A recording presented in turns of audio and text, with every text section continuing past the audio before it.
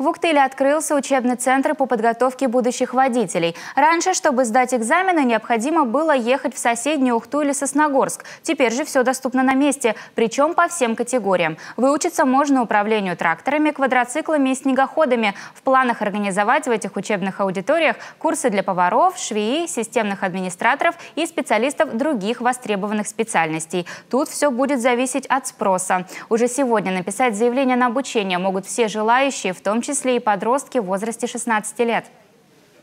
Здесь, на Ухтыле, уже более 3 лет нет автошколы. И я знаю, что люди к нам в Ухту обращаются, далеко ездить и так далее. Поэтому мы здесь решили открыть учебный центр. Начнем с автошколы категории Б, легковые автомобили. Автодром у вас будет, и вы будете сдавать экзамены именно здесь. Вот в этом классе правила, а автодром у вас будет, он здесь как бы достраивается. Также обратим внимание, с 1 апреля следующего года правила проведения экзаменов для кандидатов в водители несколько изменится. Будет исключен автодром. Сдать надо будет только город и экзамен по ПДД, включающий в себя 40 билетов по 20 вопросов, на которые будет выделено 20 минут. Причем ошибок не допускается.